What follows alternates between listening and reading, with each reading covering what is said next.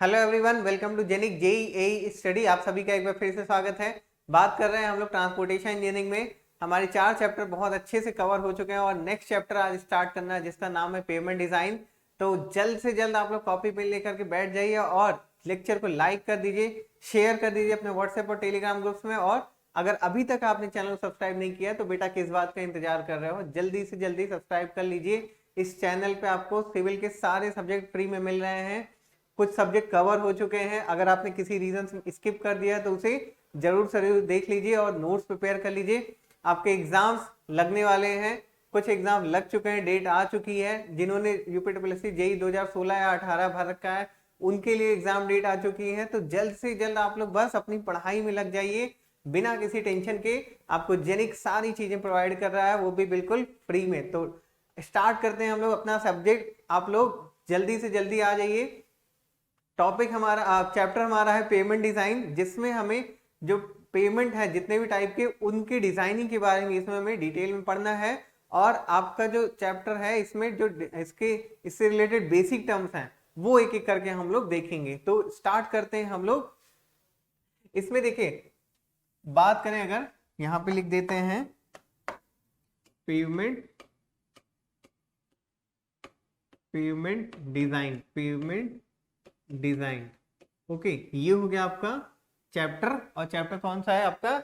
5th। ठीक है, इसमें आपको हमें सबसे पहले हमें जानना है किसके बारे में। सॉइल, जो हमारा जो पेमेंट होता है किस पे सबसे पहले किस पे रुकता है। ठीक है, सबसे नीचे वाली लेयर जो होती है सबग्रेड, वो सॉइल ही रहता है। ठीक है, सॉइल पे ही आपका पूरा का पूरा लोड जाता है। तो पहले हम लोग देखेंगे किसके बारे में, सॉइल के बारे में। ठीक है, हम लोग यहाँ लिखते हैं फंक्शन ऑफ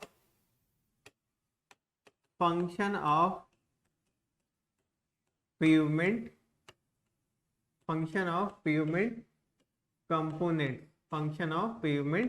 कंपोनेंट्स। ठीक है, ये आपका हेडिंग हो गया जिसमें हमें एक एक करके सबग्रेड, सब बेस, बेस और सरफेस कोर्स के बारे में देखना है। आपकी जो पेमेंट होती है, ठीक है, फ्लेक्सिबल पेमेंट, उसमें यही 4 लेयर होती है। ठीक है, और रिजिड पेमेंट, ठीक है, उसमें 3 लेयर होती है। ठीक है, आपको एक बार पिक्चर दिखा देता हूं। ठीक है, देखिए ये है आपका फ्लेक्सिबल पेमेंट और रिजिड पेमेंट। इसी के बारे में आगे डिजाइन पढ़नी है, बट उससे पहले ये जो आपका है चारों लेयर, सबग्रेड, सब बेस, बेस और सरफेस। और रिजिड पेमेंट में आपका क्या होता है, सब बेस नहीं होता है, तो सबग्रेड, बेस और सरफेस कोर्स। और इसी में सरफेस कोर्स में हम क्या सीसी स्लैब डाल देते हैं। ठीक है, सीमेंट कंक्रीट स्लैब डाल देते हैं। ठीक है, तो इसी के बारे में हमें एक एक करके पहले पढ़ना है। क्या है आपका सबग्रेड। ठीक है, अब देखिए सबग्रेड का वर्क क्या होता है।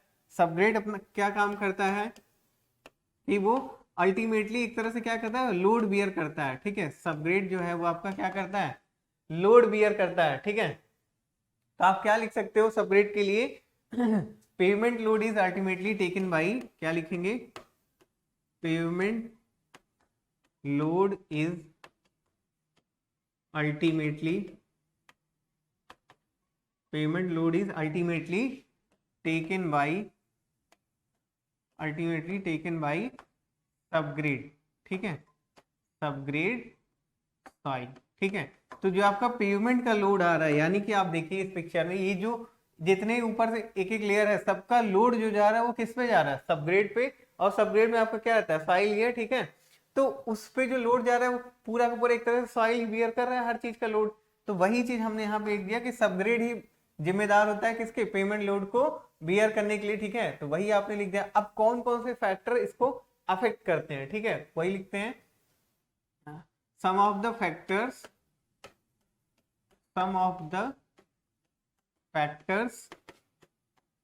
which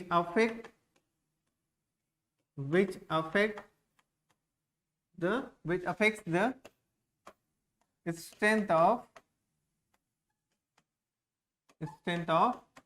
soil subgrade. ठीक है, यानी कि कौन कौन से फैक्टर है जो सॉइल सबग्रेड की स्ट्रेंथ को अफेक्ट करते हैं। तो पहला आप क्या लिखोगे, सबसे पहला आपका मान लेते हैं यहाँ पे क्या, ड्राई डेंसिटी।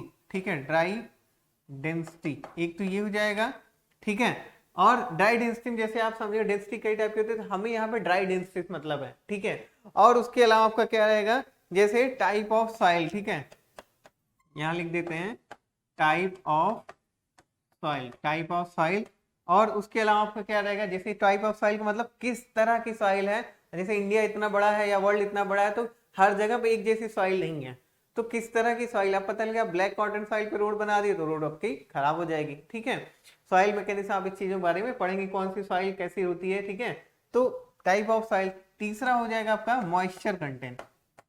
ठीक है, मॉइस्चर कंटेंट यानी कि किस, मतलब उस सॉइल में मॉइस्चर कंटेंट कैसा है, और मॉइस्चर कंटेंट जितना ज्यादा रहेगा उतने ही ज्यादा उसमें वॉइड्स होंगे एक तरह से। ठीक है, चाहे वॉल्यूम ऑफ वॉइड किसका वाटर रहेगा या वॉल्यूम ऑफ एयर होगा, तो ये दोनों ही प्रॉब्लमेटिक है अपने लिए, है ना। हमें क्या करना था, अच्छे से कॉम्पैक्ट करना होता है एटलीस्ट 50 सेंटीमीटर लेयर। ठीक है, जो सबग्रेड होता है, ठीक है, कम से कम 50 सेंटीमीटर लेयर को हम बहुत अच्छे से कॉम्पैक्ट करते हैं, उसके बाद अब अपना रोड का कंस्ट्रक्शन शुरू करते हैं, रोड एक एक लेयर अपना बनाना शुरू करते हैं।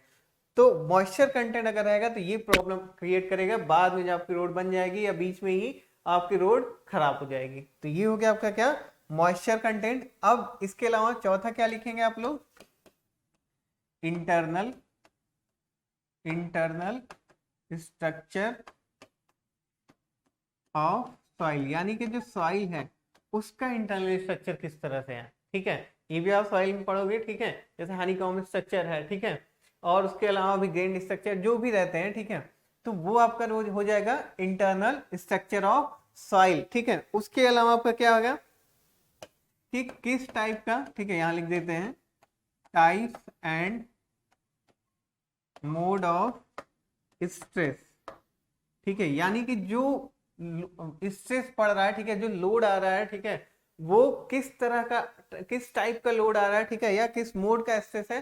ठीक है, वो चीज आपको देखना, ध्यान देना रहेगा। ठीक है, अब मान लो कोई रोड आपने बनाई, उस रोड को यूज करने वाला ही कोई नहीं है तो खराब ही नहीं होगा, है ना। एक आइडियल कंडीशन बन जाएगी कि आप रोड बना दो, उसको कोई कोई यूज नहीं कर रहा है तो वो सालों साल वैसे ही बना रहेगा। और अगर रोड बहुत अच्छी बना दिया जाए, ठीक है, और यूज हो रहा है तो कुछ तो उसकी लाइफ होगी। ठीक है, तो वही चीज है आपका types and mode of strength, ये भी आपके स्ट्रेंथ कैरेक्टरिस्टिक को अफेक्ट करता है। ठीक है, सॉइल सबग्रेड में। ठीक है, तो ये हो गया आपका क्या, सबग्रेड। अब सेकंड आप देखते हैं। ठीक है, सेकंड हम देखेंगे कौन सा, यहां पे लिख देते हैं सेकंड, सब बेस एंड बेस। ठीक है, सब बेस एंड बेस। अब सब बेस एंड बेस का क्या काम है, ठीक है, देखिए सब बेस एंड बेस का काम ये होता है कि लोड को ट्रांसफर करना। ठीक है, तो यहां पे लिख देते हैं it helps in transferring the load, it helps in transferring the load from top to bottom, यानी कि ऊपर से नीचे की ओर, top to bottom, from top to bottom. यानी कि आपका जो सब बेस और बेस कोर्स है, देखिए ये जो सब बेस और बेस कोर्स है ये क्या करता है, लोड को ट्रांसफर कर रहा है। ठीक है, लोड को ट्रांसफर कर रहा है। ठीक है, कहाँ पे, आपके सबग्रेड साइड पे। ठीक है, और इसका और क्या काम होता है, ठीक है, सब बेस एंड बेस कोर्स में। ठीक है, और इसमें हम एक चीज और लिखेंगे कि जैसे ये जो बनाए जाते हैं, हम ब्रोकन स्टोन के एग्रीगेट्स हम यूज करते हैं, स्टोन के ब्रोकन एग्रीगेट्स, स्टोन एग्रीगेट्स जो होते हैं टूटे टुकड़े, उसको हम यूज करते हैं। ठीक है, तो यहाँ लिख भी सकते हो आप लोग, they are made up of broken stone aggregates, they are made up of broken stone aggregate। अब अगर रिजिड पेमेंट की बात करें तो उसमें तो सब बेस होता ही नहीं है। ठीक है, सिर्फ बेस के कोर्स होता है, तो यहां पे लिख देते हैं इन रिजिड पेमेंट, किसमें, इन रिजिड पेवमेंट। ठीक है, base course helps in preventing mud pumping। ठीक है, अब मड पंपिंग क्या होता है अभी बताते हैं। ठीक है, base in rigid payment base course helps in preventing mud pumping. ठीक है, तो रिजिड पेमेंट में ये काम होता है। ठीक है, दूसरा आपका, ठीक है, बेस कोर्स और क्या करता है, ठीक है, देखिए बेस कोर्स आपका जो फ्रॉस्ट सेक्शन होता है, ठीक है, तो वो चीज हेल्प करता है, लिख देते हैं यहाँ पे, एंड प्रोटेक्टिंग, ठीक है, protecting the subgrade from Frost action. अब देखिए एक एक करके देखते हैं। देखिए आपका ये क्या है, सब बेस एंड, इसको थोड़ा छोटा, सब बेस एंड बेस कोर्स है। इसमें सबसे मैंने एक चीज बताई कि लोड ट्रांसफर करने के काम में आ रहा है, ठीक है, बाकी स्टेबिलिटी तो प्रोवाइड करता ही है, करता है, ठीक है, वो अंडरस्टूड है। बाकी किससे बनाया जाता है, ब्रोकन स्टोन ग्रेड से, ठीक है। और अगर रिजिड पेमेंट की बात करें तो सब उसमें सब बेस होता ही नहीं है। जब सब बेस नहीं है तो बेस कोर्स है, उसका क्या काम है, बेस कोर्स क्या करता है, मड पंपिंग प्रिवेंट करता है। यानी कि जब बारिश का सीजन होता है, ठीक है, तो क्या होता है, पानी जब अंदर रेस जाता है, ठीक है, और अंदर उसमें चला जाता है, तो क्या होता है कि जब व्हीकल्स उससे पास होते हैं, प्रेशर आता है, तो अंदर से क्या होता है, अंदर तो हमारे सॉइल ही है, तो वो सॉइल और पानी, ठीक है, वो सब बाहर निकलता है, रोड हमारा खराब हो जाता है। वही एक तरह से आपका क्या है, मड पंपिंग।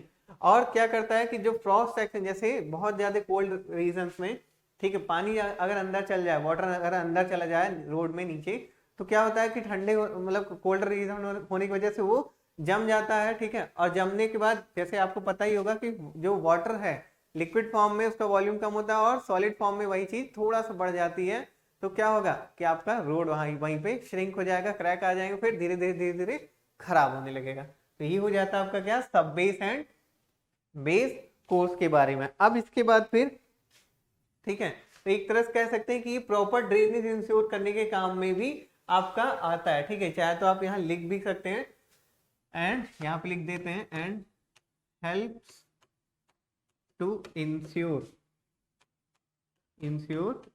प्रॉपर ड्रेनेज, ठीक है। आप यही भी लिख दीजिए, नया पॉइंट बनाने की कोई जरूरत नहीं है, ठीक है। अब देखिए, अब ये हो गया आपका क्या, सब बेस एंड बेस। अब यहाँ पे लिखते हैं आपका थर्ड है सरफेस कोर्स, ठीक है।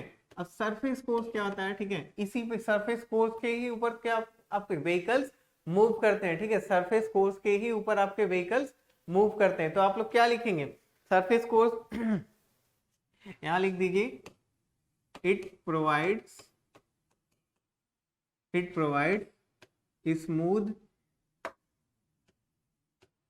Smooth riding surface it provides smooth riding surface for vehicle and takes up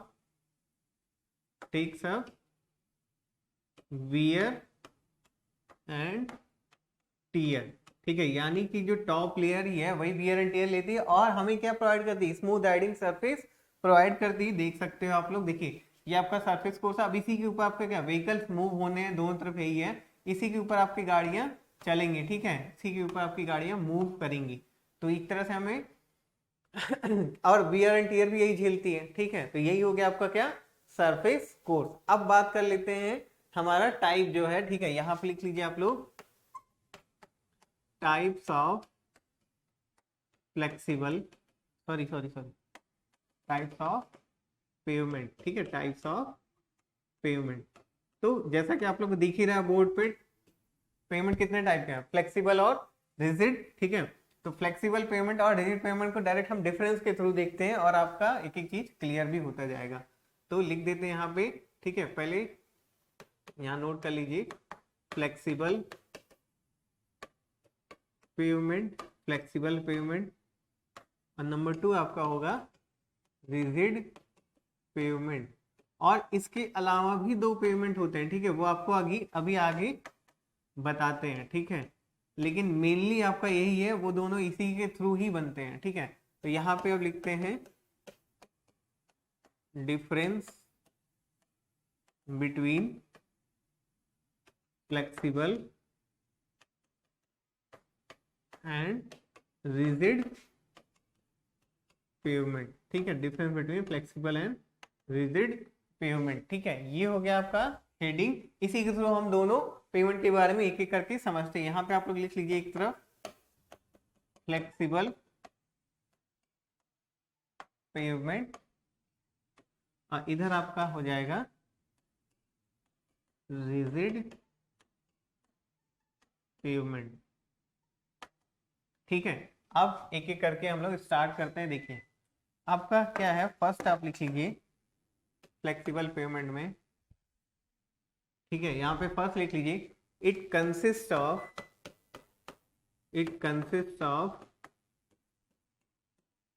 4 layers. It consist of 4 layers, और इसमें आप क्या लिखोगे, इट कंसिस्ट ऑफ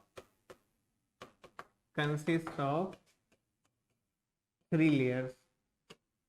ठीक है, देखिए 3 लेयर्स। देखिए अभी यहाँ पे फ्लेक्सिबल पेमेंट 4 लेयर है, सबग्रेड, सब बेस, बेस और सरफेस, और रिजिड पेमेंट आपका सबग्रेड, बेस और सरफेस है। ठीक है, ये हो गया आपका क्या, पहला पॉइंट। ठीक है, दूसरा क्या होगा, यहाँ पे लिखिए इट, इसमें लिखिए it transfers the load, it transfer, ठीक है, it transfer the load from grain to grain, grain to grain. ठीक है, और इसमें क्या होगा, क्या लिखेंगे आप लोग, it transfers the load, it transfers the load through CC slab. हम क्या करते हैं, रिजिड पेमेंट में जो टॉप लेयर होती है वो सीसी स्लैब की बनाते हैं, तो उसी के थ्रू आपका लोड ट्रांसफर होता है। इसमें क्या लिखेंगे, it transfer the load from grain to grain. ठीक है, अब इसके अलावा थर्ड आप लिखेंगे इन लो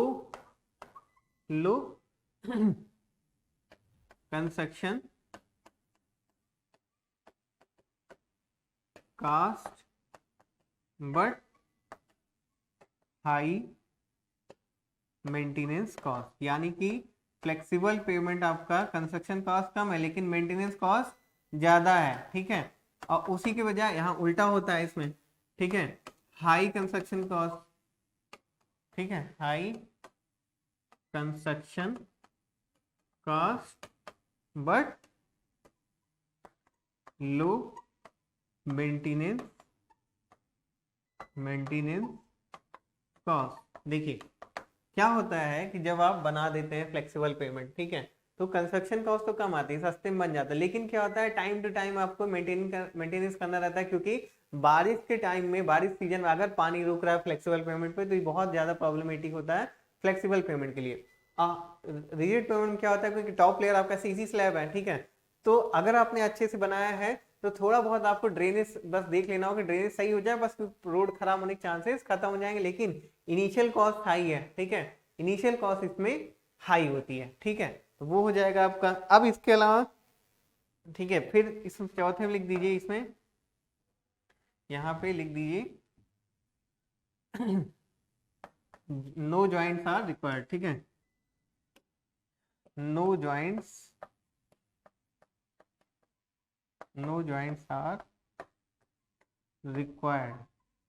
ठीक है, यानी कि फ्लेक्सिबल पेमेंट में किसी ज्वाइंट की जरूरत नहीं पड़ती है, लेकिन आपका रिजिड पेमेंट में, ठीक है, joints are required.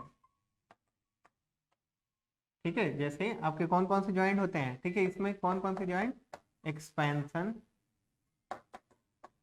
And contraction.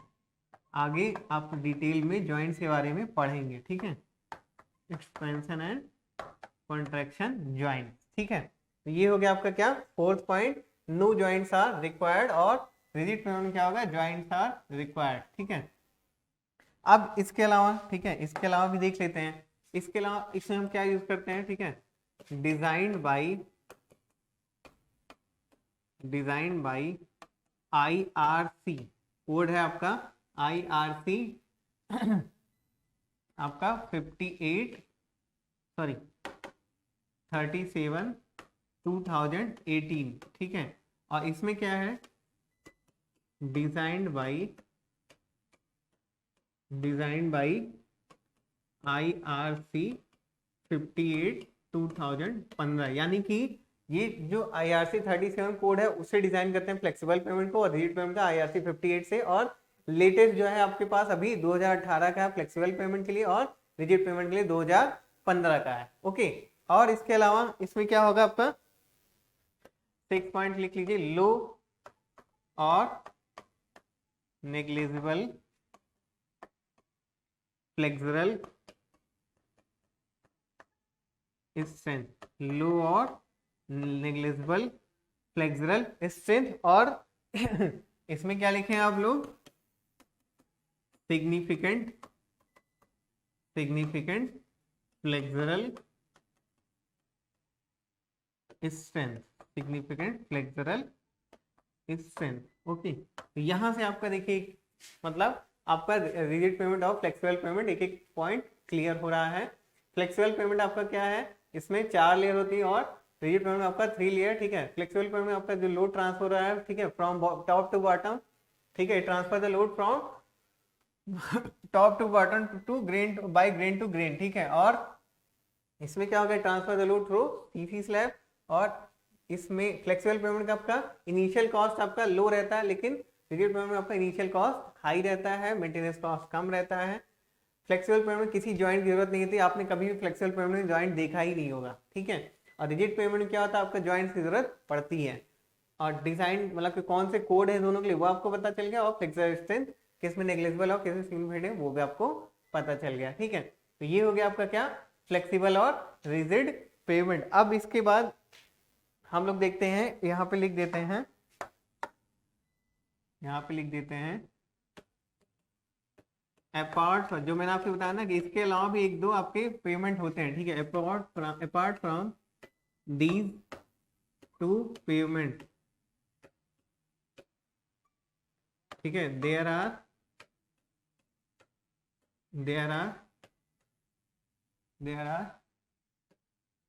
another 2 payments, ठीक है, विच इज फर्स्ट है आपका इसमें कंपोजिट, ठीक है, कंपोजिट पेमेंट, ठीक है, कंपोजिट पेमेंट, ठीक है। और दूसरा आपका सेमी रिजिड पेमेंट है, ठीक है। तो पहले देख लेते हैं कंपोजिट पेमेंट। तो कंपोजिट पेमेंट क्या होता है कि जब आपका जो व्हेन लिख देते हैं यहाँ पे, डायरेक्ट उसको लिखते ही है कि when bitumen layer is provided, ठीक है, यानी कि बिटुमिन लेयर आपके सीसी लेयर के ऊपर प्रोवाइड की जाए, ठीक है। When bitumen layer is provided over CC slab, when bitumen layer is provided over CC slab, ठीक है, then it is termed as composite payment. यानी कि अगर कभी हम क्या करते हैं, सीसी स्लैब के ऊपर बिटुमिन लेयर प्रोवाइड करें, तो वो क्या हो जाएगा आपका कंपोजिट पेमेंट, ठीक है। हम लिख देते हैं कहाँ पे यूज किया जाता है, it is use for runway से आप समझ गए होंगे कि ये एयरपोर्ट पे यूज किया जाता है। ओके, तो ये हो गया आपका कंपोजिट पेमेंट। और सेकंड यहाँ पे लिखते हैं आप सेमी रिजिड पेमेंट, ठीक है, सेमी रिजिड पेमेंट। इसमें क्या लिखेंगे, देखिए सेमी रिजिड पेमेंट जो होता है वो इंटरमीडिएट स्टेज होता है किसके बीच का, फ्लेक्सिबल पेमेंट का, और फ्लेक्सिबल पेमेंट और आपके रिजिड पेमेंट के बीच का, ठीक है। तो सेमी रिजिड पेमेंट हम लोग लिखते हैं व्हेन सब base and base course of payment is when subbase and base course of payment is replaced by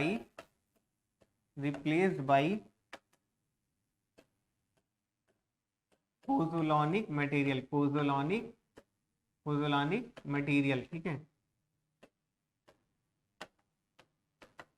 ठीक है, पोजोलॉनिक मटेरियल। अब इसमें कौन से पोजोलॉनिक मटेरियल लेने हैं, ठीक है। पोजोलॉनिक मटेरियल होते क्या क्या है, ठीक है, यहाँ लिख देते हैं lime plus fly ash plus aggregate, okay. Then it is termed as, क्या हो जाएगा आपका, semi rigid pavement, then it is termed as semi rigid pavement. यानी कि जब आपका सब बेस कोर्स है पेमेंट का, उसको रिप्लेस कर देने किससे, हम पोजोलॉनिक मटेरियल से, उसमें मतलब जो कुछ भर रहे थे उसको हम वहां पे पोजोलॉनिक मटेरियल भर देते हैं, ठीक है।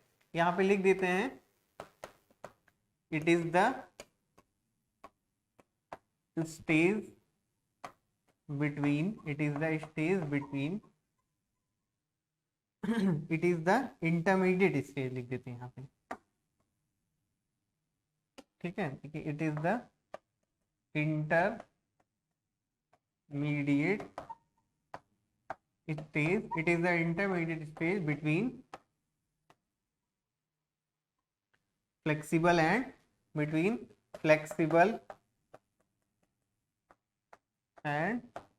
Rigid pavement, between flexible and rigid pavement.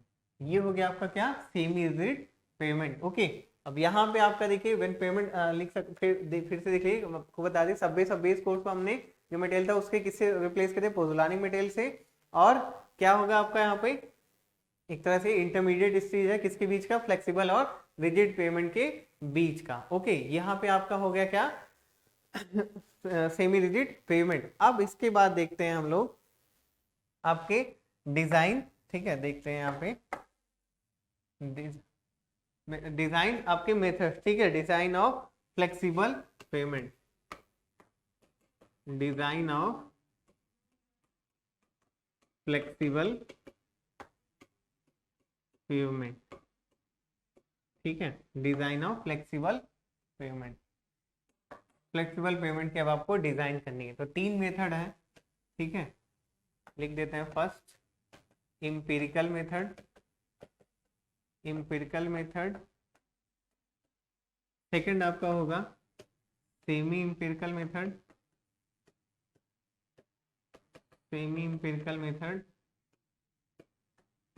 ठीक है, और थर्ड आपका होगा थ्योरेटिकल मेथड, ओके। ये है आपके पास 3 मेथड, ठीक है। अब देखिए एम्पिरिकल मेथड में क्या होता है आपका, एम्पिरिकल मेथड यहां पे लिख देते हैं बेस्ड ऑन, किस पे बेस्ड होगा, based on physical properties and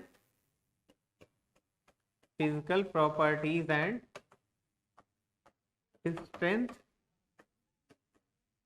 parameters, based on physical properties and strength parameters। ये हो गया आपका क्या, एम्पिरिकल मेथड।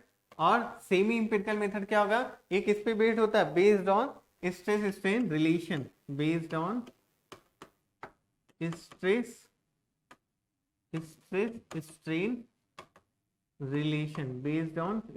स्ट्रेन रिलेशन, ठीक है। और इसके अलावा आपका क्या होगा, थ्योरेटिकल मेथड में क्या होता है, थ्योरेटिकल मेथड होगा आपका बेस्ड ऑन किस पे, मैथमेटिकल, ठीक है, कंप्यूटेशन, ठीक है, based on mathematical computation and theoretical analysis. लिख देते हैं यहाँ पे बेस्ड ऑन मैथमेटिकल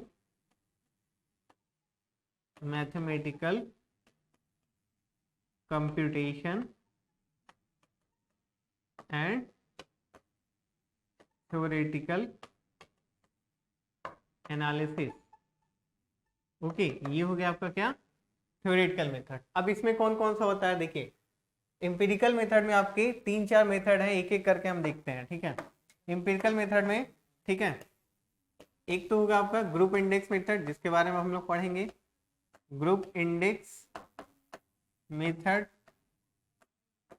ठीक है, जिसको आप जीआई मेथड भी बोल सकते हो, ठीक है, जीआई मेथड, ठीक है। दूसरा आप यहाँ पे कौन सा होगा, सीबीआर मेथड, ठीक है, सीबीआर मेथड यानी कैलिफोर्निया बियरिंग रेशियो मेथड। तीसरा आपके पास होगा कैलिफोर्निया रेजिस्टेंस वैल्यू यानी CRV method, California resistance value method. और चौथा आपके पास होगा कौन सा, मैक्लियोड मेथड, ठीक है, मैक्लियोड मेथड। ये चार मेथड है आपके कौन से, इंपिरिकल मेथड, ठीक है, ये चार मेथड आपके कौन से empirical method, group index method, CBR method, California resistance value method और मैक्लियोड मेथड। और इस सेमी इंपिरिकल मेथड में कौन सा होता है, सिर्फ एक होगा आपके यहाँ पे ट्राई एक्सियल मेथड, ठीक है। और आपका थ्योरेटिकल मेथड में सिर्फ एक मेथड होगा, वो कौन सा होगा आपका, इसमें आपका होता है सिर्फ बर्मिस्टर इलास्टिक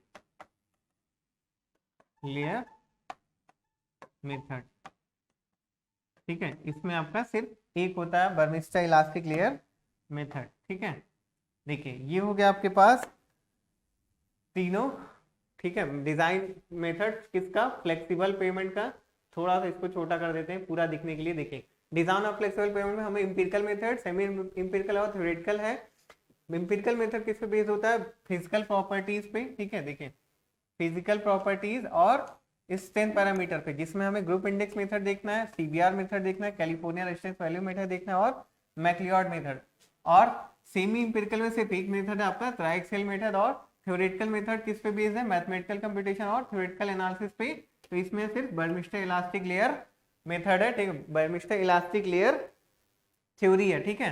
तो बस इसी पे देखना है। तो आगे हम लोग नेक्स्ट क्लास में अब एक एक करके देखेंगे इन सब मेथड्स को, और कुछ डिजाइन पैरामीटर्स हैं उनको भी हमें ध्यान से देखना है। तो फिर आप लोग जो भी अभी पढ़े हो उसको रिवाइज अच्छे से जरूर कर लेना। मिलते हैं नेक्स्ट क्लास में, till then love you all, bye bye.